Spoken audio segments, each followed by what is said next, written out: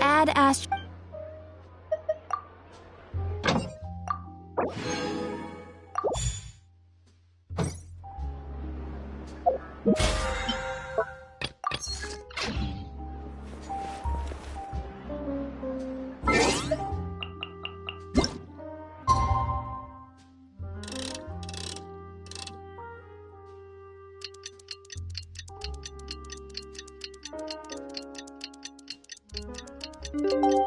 My people are used to the death. It's finally time to meet up with everyone!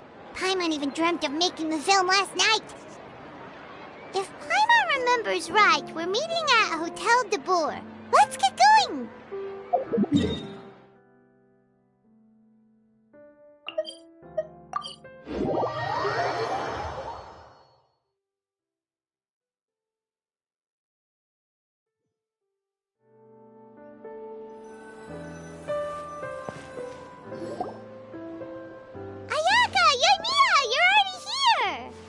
Good morning. Xavier said yesterday afternoon went well. Yeah, and how about you, Ayaka? What were you up to yesterday? After we split up, Ayato went to see Udex Nervillette at the Palais Mermonia. I was originally thinking of going with him, but he said he could manage it himself. He told me to go see the sights around Fontaine and to enjoy the local culture. So I rode the aquabus with Yoimiya and visited the opera house on Aranias Island. Yeah, you wouldn't believe what we saw there!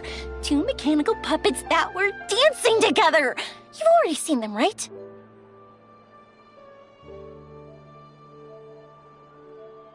Yeah, those two! Amazing, aren't they? We sat and watched for quite a while. It was mesmerizing. Like we could keep watching them forever. Oh, it was the same for us the first time we saw them, too! Afterwards, we went swimming at the beach! Well, diving, to be exact. It was the first time I ever breathed underwater! I held Ayaka's hand and we counted down together. 3, 2, 1, and then splash! We were beneath the waves.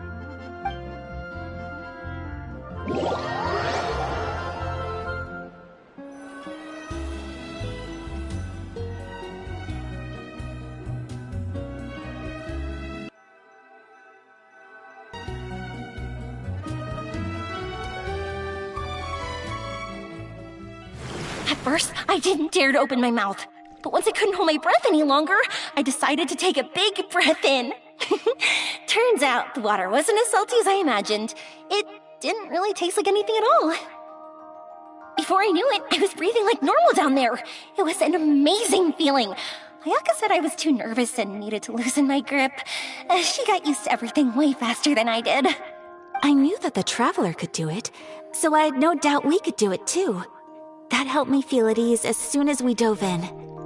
The underwater world in Fontaine truly is beautiful. I love seeing the romaritime flowers blossoming underwater, like little candles lighting up the streets at night.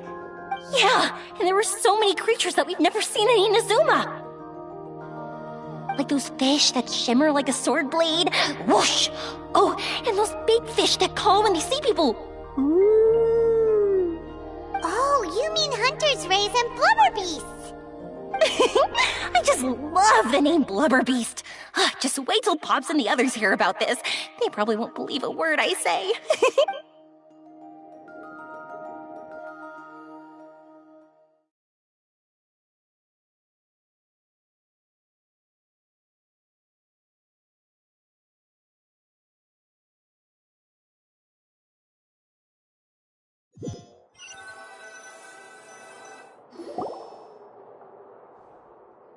Yoimiya was down there for quite a while. It was dark before we finally rode the aquabus back to the city. I figured she'd want to sleep in today. Yeah, even I was worried that I wouldn't be able to get up. I still felt like I was drifting in the waves when I went to sleep last night. But as soon as I woke up today, I remembered that we'd all be shooting a film together, and I was ready to go. Speaking of the film, where's everybody else? My brother and Xavier were speaking to the restaurant owner about using the place as a filming location. They should be here soon. As for the others, We're here.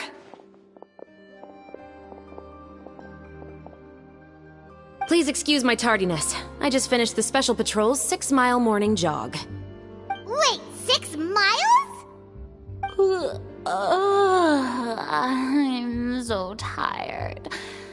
I heard you all chatting, so I decided to come down.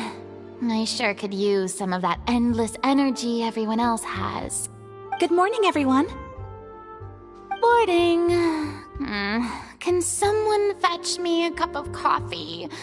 More milk, hold the sugar. Sure, I'd be happy to do that for you. No, you can't go anywhere. Please, have a seat over here so I can get started on your makeup. The last thing I want is coffee stains on my costumes. I can get the coffee. It's the perfect job for an assistant.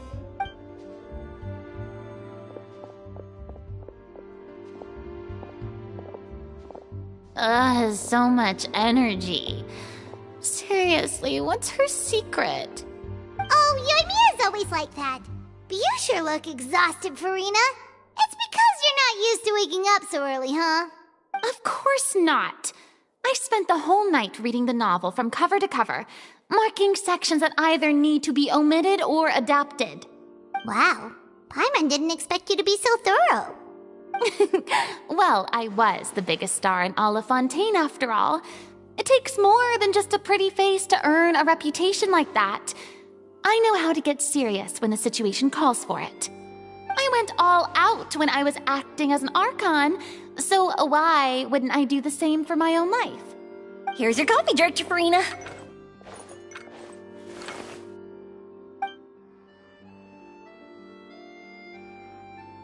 Oh, thank you. The sound of being called director and the aroma of coffee feels almost as refreshing as hearing the birds chirping in the morning. It seems everyone has managed to arrive on time. We've reached an agreement with the restaurant owner. We are free to use the second floor to shoot our film. Really? That's great! He is really looking forward to our film, and hopes that providing his restaurant as a filming location will attract more customers. Well then, Mr. Xavier, I'll leave the rest to you. Okay, thanks. First, I'd like to introduce our new members. This is our prop manager, Veronique. She'll be in charge of all the film's props and items. And this is Bonneau, our lighting technician. He'll be in charge of lighting and illumination to set up each scene's atmosphere. Wow, sure feels like we have some real professionals joining the crew now. First of all, please allow me to first express my sincerest gratitude to everyone in the crew. When my investor informed me yesterday that he wouldn't be able to provide the funds, I really thought that this was the nail in the coffin for this film. I had no idea that I'd find so many people willing to help me on such short notice. Thank you. Thank you all from the bottom of my heart. No need to be so cordial, Mr. Xavier. We're all honored to be a part of this. Your works made a profound impression on me when I saw them back in Inazuma. I am sure that someday, this film will be remembered as a prime example of cultural exchange between Fontaine and Inazuma. Yes, the story is the reason I agreed to join. I can't bear to even imagine what this film would look like without the very best director. Anyway, I would like to make a promise to everyone that as the producer of this film, I'll do whatever I can to ensure that everything goes as smoothly as possible. This is not just my film. It also embodies the thoughts and feelings of every person here, as well as the endless effort we are about to pour into it. So, without further ado, the Two Musketeers will officially begin filming now! You may take it from here, Director Farina. All right, listen up, everyone. The first scene takes place when the two young musketeers are living at the Baron's home, still unaware of all that is about to happen to them. We'll need props and lighting to set the scene. Our lead actors can go get their makeup done, and extras, please take this time to go over your positions. Whoa. Seems Farina's really kicking things into gear as the director. Is everyone clear? I don't want anyone traipsing around the set like umbrella finches. All right, cameras will start rolling as soon as the set is ready. Let's make a film that'll make some serious waves in Fontaine. Not the kind of waves that drown people. I mean, the good kind of waves. Seems like she's still a bit traumatized by that. Anyway, let's go see if there's anything we can do to help.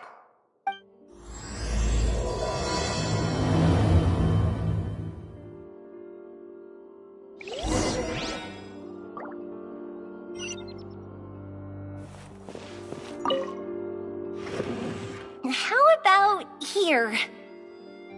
A little more to the left. You got it. Hey, Yoimiya, do you need a hand?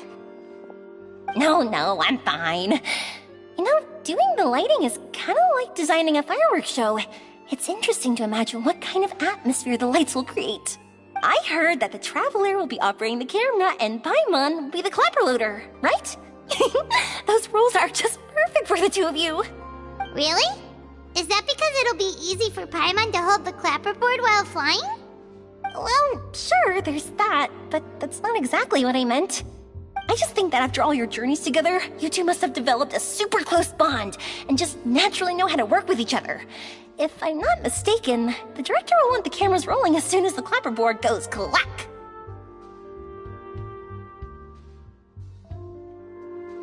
Oh, I see! It's amazing to see the magic behind filmmaking. Yoimiya, we need lights over there, too.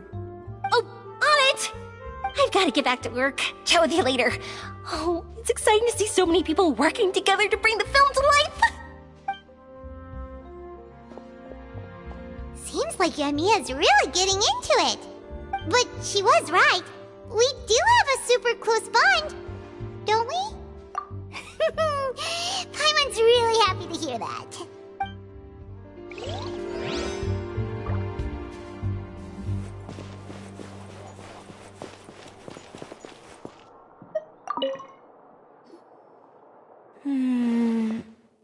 Ayaka has mentioned you to me before.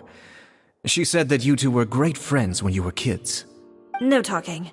I'm thinking about how to do your eyeshadow. Ah, yes. To help me really look the part. To achieve a more young and naive look for this scene.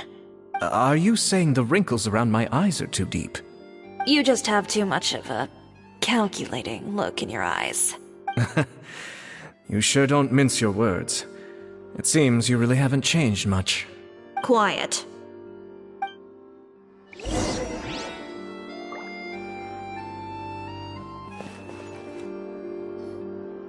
So, this is a real musket?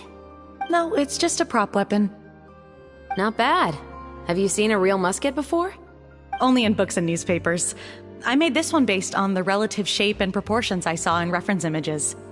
When we're filming, some special gunpowder will be applied around the muzzle, which will help create the flash and smoke effects of a real gun being fired.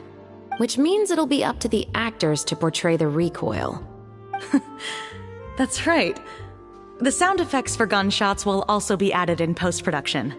Thank you, Veronique. I think I know where to start now. However, the musket's gears and firing pin could still use some work. Adding some wear on the metallic components will make them appear more realistic. Also, be sure to rub the muskets with some oil each time before we start shooting.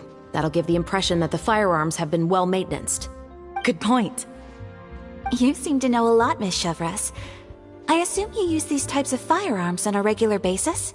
Yes, I perform routine maintenance on my weapons every day. Just like we as people need to eat and sleep, muskets need to be cleaned and maintained. I also perform similar care for my sword every day, and familiarize myself with its shape and weight, to the point where it feels like a natural extension of my body. Yes, this way, our weapons will never betray us in the heat of battle. Yes, well said. It seems we have the same philosophy on this topic. Oh, sounds like they found a common interest to talk about. Though these props differ from the muskets I use, I can still give you some pointers. Good. I look forward to your instruction. First and foremost, never point the weapon at anyone, regardless of whether it's a real or prop weapon or whether you're holding it or it's on the table. This holds for any time when you're not actively engaging an enemy. Okay, understood. When aiming the musket, extend your arm so that it's level with your shoulder, and use your eye to look down the weapon's sights. Like this? Not bad. Now, try saying your lines. This is the end of the road for you. Good. Now turn your body a little. That way, you'll give your enemy less of a target to work with. And relax your shoulders. Here, allow me to demonstrate. This is the end of the road for you. Huh. Excuse me, Miss Chiori. Director Farina, there's something I wish to discuss with you. Oh? What is it? Like this? Yes, much better. What do you think? I do see your point. But are you sure you wish to do this? I believe it would be most fitting. Well, if you insist. All right, I understand. Miss Ayaka, Miss Chevres, could the two of you please come over here? Huh? What's going on? Are we gonna start filming now? Let's go see. What is it? I have a question for you, Miss Chevres. Would you be willing to play the role of a musketeer? What? To clarify, I would like to turn over my role to Miss Chevres. But brother... Don't worry, Ayaka. I actually view this as a good thing. I was becoming troubled trying to set aside some time to speak to the staff at the Palais Mermonia. I would like to have some conversations about the cultural exchange between our two countries, and I've heard that the bureaucratic process here can get rather complicated. Now, I will be able to focus on my work. Besides, you also know that I'm not really one for public performances. Are you really sure? From a director's point of view, I also felt like the relationship between the two musketeers in the original story could be improved. The older brother in the story plays the lead role with his overbearing character, but this causes his character to overshadow that of his sister, and the theme of the two supporting and relying on each other isn't conveyed very well.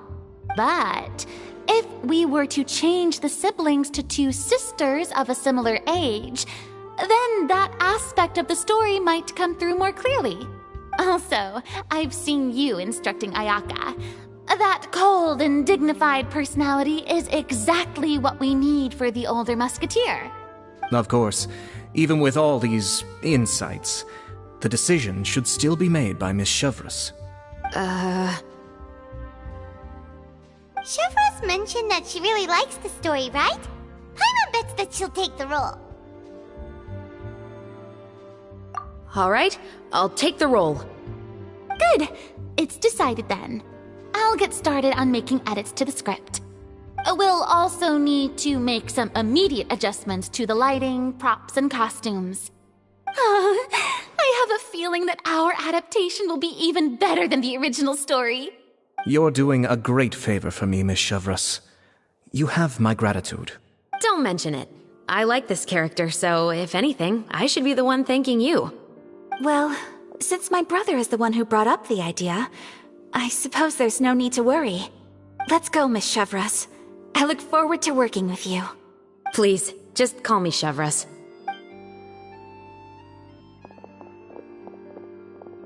Seems like you're really going out of your way to solve the problem I was having with your makeup. Surely you jest, Chiori. I assure you that I was mostly motivated by a desire to spend more time on formal business. Oh, come on. You really think I'd buy that? According to what I've heard from Ayaka, her brother is someone who can juggle 10 different matters at the same time. I'm sure you have other reasons for backing out. Perhaps. Ayaka always said she wanted to go out and see more of the world, just like the Traveler. But I feel that she needs not only to see other nations, but also to make some different kinds of friends. I think it would be harder for her to make new connections with me constantly by her side. I would like to give her some space. Alright, go on. Spoil her some more. Ayato! It's too bad you're stepping down from the role. Paimon really wanted to see you act as a musketeer.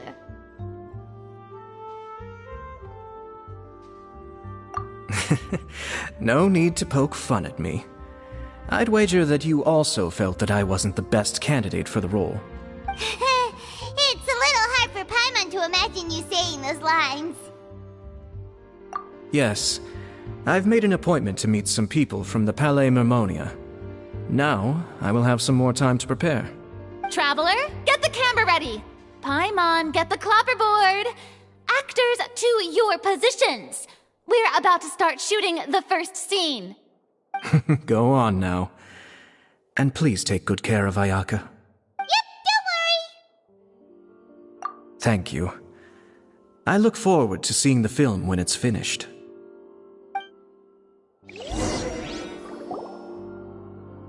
All right, now that we're all here, let me help set the scene for everyone. The first scene takes place when our two main characters are still living at the Baron's estate. They've been ostracized and verbally abused by others in the household, but they still have no idea why. We want to capture how naive and innocent they are despite their pain. Chevres will be playing the role of the older sister, Tulip, and Ayaka will be the younger sister, Iris. Be sure to get close-ups of the main characters at the right moment. Silence on the set! Lights! Camera! Action! Let's go! Tulip, Mother's been out for quite a while now. Perhaps she went to pick some flowers on the way home. You know how she loves flowers. Iris, Tulip! I'm home! Mother! You were out for so long, we were beginning to worry about you. I'm sorry, but I'm back now, safe and sound. Here, I brought your favorite treat. Mother, what are those bruises on your hand?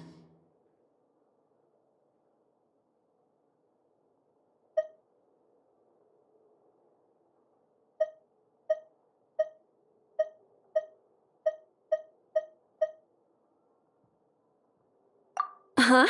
What bruises? Oh, I must have bumped into something while I was working yesterday.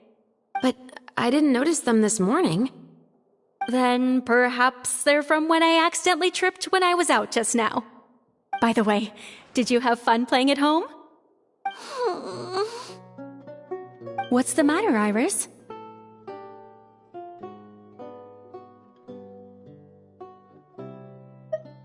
Well, we've realized that no one really wants to play with us. They even took Iris's doll and spat at us. And they even called us names. They said we were... Shh. It's all right. Don't worry. Girls, listen to me.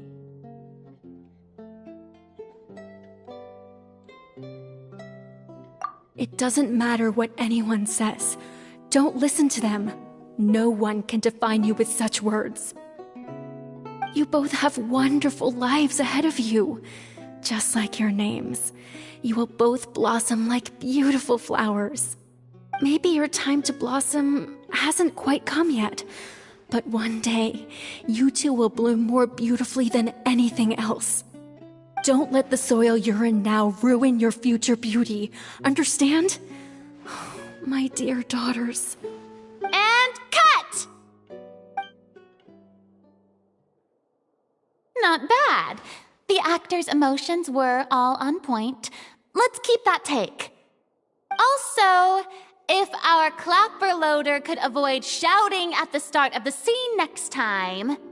Oh, got it. Great. I was a little worried that my nerves would get the better of me. What about you, Chevres? I felt fine. The lines weren't too difficult at all. Seems like Farina must have adapted the role nicely. You two were great. I couldn't tell it was your first time acting in a film. You should have more confidence. Thank you for your encouragement. Positions, everyone! We'll move on to the next scene after we try a few more camera angles.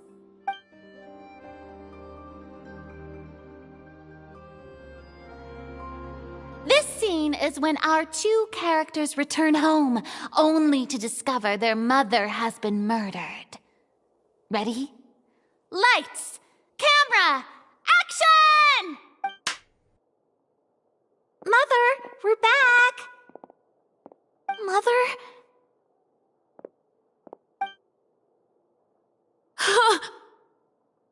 What's wrong, Tulip? Iris, stay away! Huh? Why? What's... Mother! Mother... She's...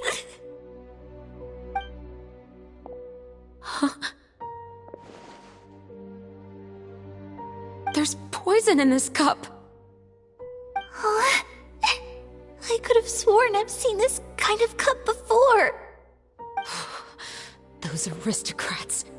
They didn't even try to cover up their actions.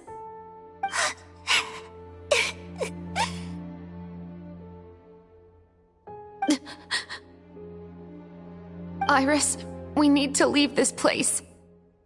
Leave? But now that Mother is gone, where can we even go? Anywhere. All I know is that we can't stay in this house. But are we just going to let them get away with this? We'll have our revenge, I promise you. Just not right now.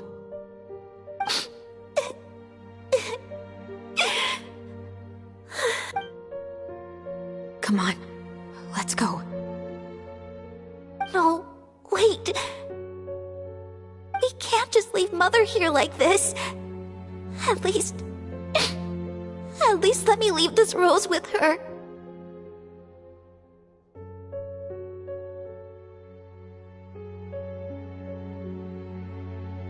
That's why we went out in the first place. To buy her this flower. All right. Goodbye, Mother. We'll avenge you. Someday.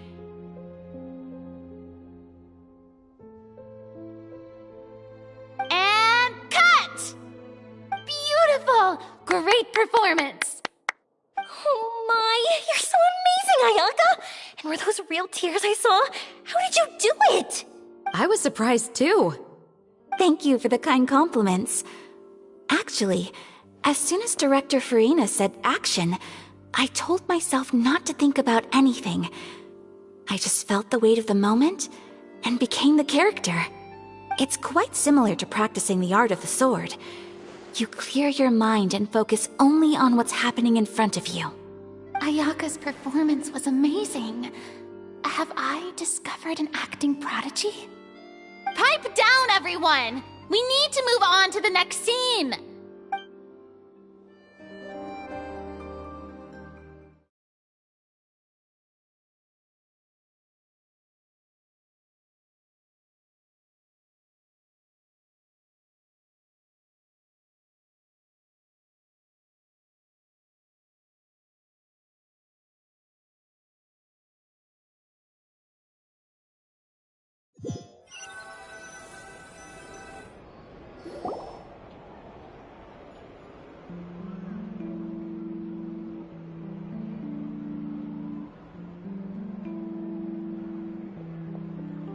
Huh? Are we done already?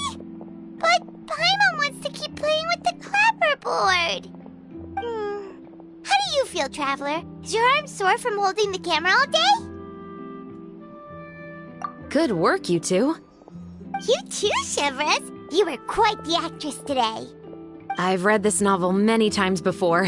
I have a good grasp of my character's mindset. Anyway, do you remember my request from yesterday? Oh, right! We were having so much fun that Paimon nearly forgot! You'll have a case where the murders seem really similar to the cases in the novel, right? So, how are they similar exactly? In the story, the main characters grow up to become two musketeers, always using their guns to carry out their revenge. And on each of the victims, they place a rainbow rose as a signal that they've returned. Yes, that's correct. We found rainbow roses just like in the novel. Seems like you're connecting the dots now. Oh, that does sound pretty concerning. Especially after seeing the script today. Oh, now Paimon can't stop wondering what kind of ulterior motive the murderer might have. What do you think, Traveler? You're smart. Paimon wants to hear your thoughts.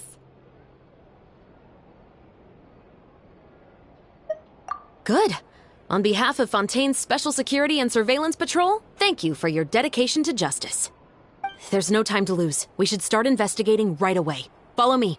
Huh? Right now? But we just got done filming all day. Paimon's so tired. The most valuable intel always comes after nightfall. They are like small, remote islands in the middle of the sea. If you don't stay vigilant, you will pass right by them in the fog. That's how one of my favorite books always puts it, at least. So, where are we going right now? Let's start by checking out some workshops that sell mechanical components. If the culprit is making their own weapons, it's very likely that they'll visit those sort of places.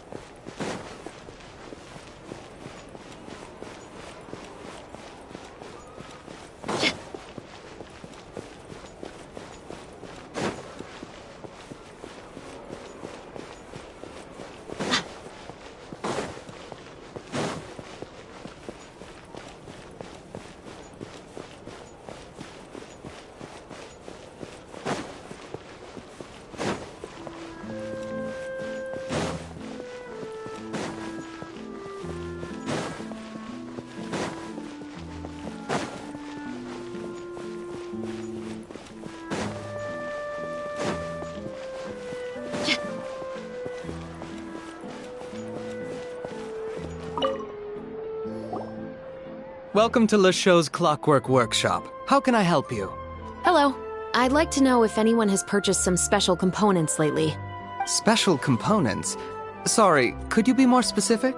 I mean the kind of components that aren't typically used for clockwork toys, but for firearms. Huh? For firearms? No, we don't sell those sort of things here. Don't misunderstand. I'm not here to cause any trouble. We are merely investigating a case, and we're hoping that you could cooperate. Well, to be completely honest, I'm not even sure what kind of components that would entail. Has anyone ever purchased components here as an individual rather than on behalf of an organization? We have a lot of customers who buy toys, but those who buy components are all regular customers who buy in bulk on behalf of their organization. Is that so? I understand. Thank you for your cooperation. You're welcome. It's the least I can do.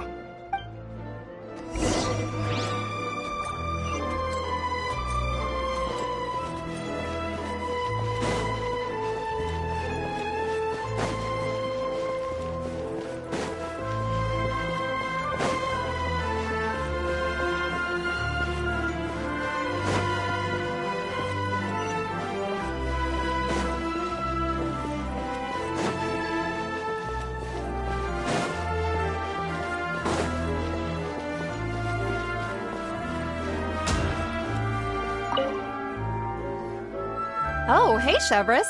Run out of oil for your musket again? Hello, Estelle. I want to know if anyone has come to your shop recently to order some firearm components. Oh, is this another case? Let me think. I don't think so. Some people have requested that I make some prop guns for the Fontanalia Film Festival, but I refused all of those requests. Oh? Why's that? Because there's no profit! I only make things here that can do some real heavy lifting. I don't have the energy to make some new molds just for the festival. Then has anybody come specifically looking for mechanical components? Well, I usually sell off my scrap to the Fleuve Cendre. I don't typically give them to one specific person. I understand. Thanks for your cooperation. Don't mention it. Always happy to have the Musketeers' patronage. Seems like we haven't found any leads to go off yet. Yeah, unfortunately. Alright, let's head to Fliv Sandra next. Huh? Are you sure?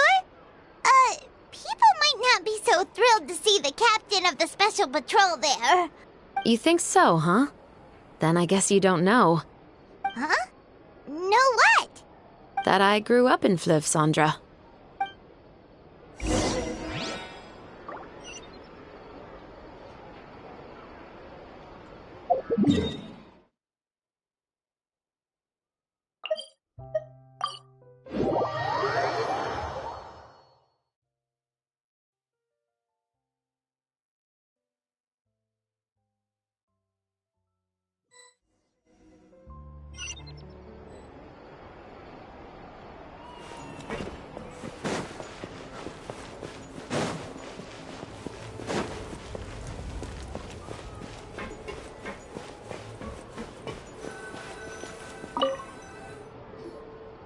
What's all this? Some broken planks and barrels, as well as some liquor bottles? Yes, but have a closer look, Paimon. Even though somebody has purposefully tried to clean them up, these are obviously marks from musket bullets. In other words, someone was here trying to improve their shot. They were using the barrels and bottles for target practice. Could it have been the killer? Your guess is as good as mine. Although many people at Fliv Sandra own guns, few hide the fact from others. And even fewer would go to such lengths to hide markings from practice shots. Anyway, let's go. There might be more to this.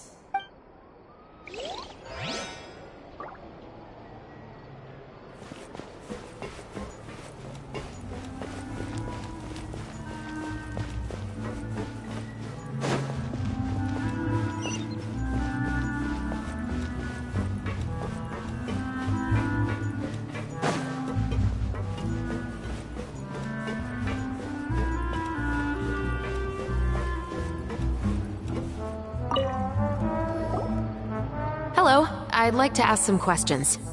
I don't know anything. Don't worry, I'm not here to arrest anybody. You say that now. It's the truth. Here, take this as my guarantee. Wait, did Paimon just see what she thinks she saw? Is the captain of the special patrol bribing a citizen? Seems you're different from the other guards. What do you want to know? Have you heard anything related to muskets in Fliv Sandra lately? Anything at all? Muskets, huh? All I know is that about 2 weeks ago, we started hearing some loud noises at night. So loud that it's been waking me up. Were they gunshots? Possibly. It's hard to tell around here. Someone's house collapsing, a pipe exploding somewhere, it's all the same. But the noises I'm talking about definitely happened after I fell asleep. Do you know where the noises were coming from? I don't remember clearly. Is it that you don't remember, or that you need to think about it some more? You tell me. Then please, think about it some more. She's giving her even more Mora! The noises came from the end of the Southern Waterway. I came out and had a look for myself when I wasn't sleeping well, but I didn't dare get too close. That's all I know. All right, I'll take your word for it. Thanks for the pâte de fruits.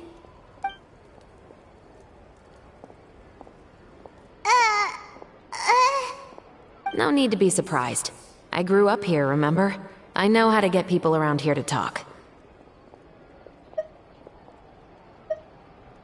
Seems you catch on pretty quick. Now then, let's keep going.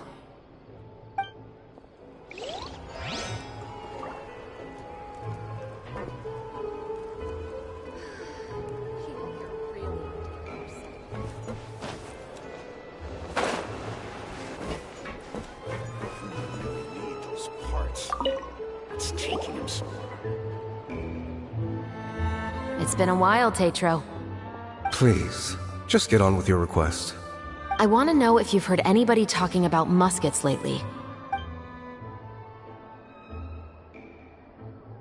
Information isn't free, you know. I've heard that bandits have been extremely active in the countryside recently, and they've been affecting the delivery of goods to Poisson. I can allocate some more manpower to help out with that problem. What do you say? You're still as helpful as ever. One of our men got drunk at dinner about a month ago and lost his gun. 3 days later, it turned up in the corner here. What's weird about that? He just forgot where he put it, right? This is Fleuve Cendre, my friend. Anything of value left in the tavern won't ever make it to the next day. But that gun turned out to be an exception. It didn't get any new wear and tear on it, and didn't even appear to have been fired. We were quite mystified as to what could have happened. I suspect it came back because the weapon was already known to the guards. You mean, a criminal was afraid the Marechaussee Phantom would use the shot marks to track them down? Maybe. But if that's the case, the culprit really took great care to avoid getting caught. I didn't say anything about a criminal. In Fleuve Cendre, knowing who was killed is as easy as knowing what clothes you're wearing today. It's the guy living in the east side, isn't it? I've never liked him. Every time he's here, he just orders a drink and sits there with a nasty look in his eyes. So, who was the one who lost the gun in the first place? Don't bother. Even if you ask, he wouldn't admit to owning a gun to some strangers. Not to mention the captain of the Special Security and Surveillance Patrol. He's right. I know you grew up here, Chevreuse. Even though you're on good terms with the Spina, you've still been gone too long. Not many people know you here now, and a lot of people don't like the Special Patrol. I know. So take my advice and don't show your face too much around here. It's for your own safety. I'll come and go as I please, and I'm afraid I'll be appearing more often due to my work.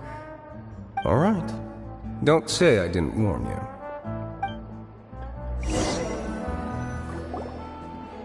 Seems like that's all we'll be able to uncover for today.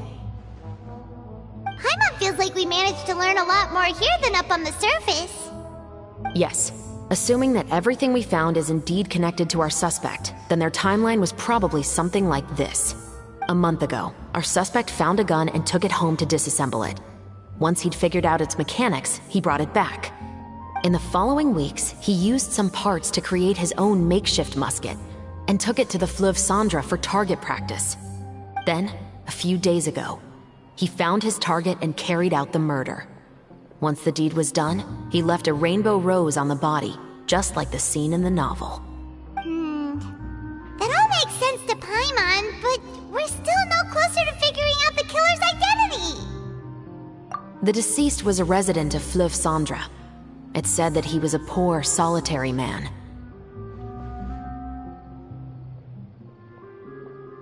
Yeah, that's also something I'm trying to figure out. If we are indeed following the novel, and there's a story behind the murder, then this murder should be an act of vengeance. But according to our investigation, the deceased didn't have any enemies. He was no saint, but no one's heard of a rival who hated him enough to shoot him dead. Much less care to leave a rose on his body. What message is the killer trying to convey? And to whom exactly? We've thoroughly investigated that possibility.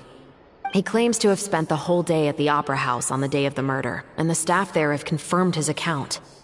Okay, so he has an alibi. Not only that, he lacks a credible motive as well. He has a family of his own, and both of his parents are still alive. I've looked into his records. He was adopted at the age of 6, and all the proper procedures were followed. There are also records of him at an orphanage before then. In the story, the mother of the 2 musketeers was murdered after the children turned 10. Of course, he could have changed the children's ages, but I don't want to assume anything without evidence. More importantly, I've also had a chat with him in person. He didn't seem like the kind of person who would pull the trigger to kill a man. Then, what should we do now? We have all this new information, but it doesn't help us move forward. Investigations take time. I didn't expect us to catch the culprit in just a single day. How about this? Let's spend the next few days filming with the crew. We can continue the investigation once we're done with the film. I'm sure that given time, new leads will present themselves. Wait, but weren't you saying Intel is like small, remote islands in the middle of the sea just a moment ago? Wouldn't you just miss them if you were to stop looking? Ah, but the book had more than one reference to the islands, Paimon.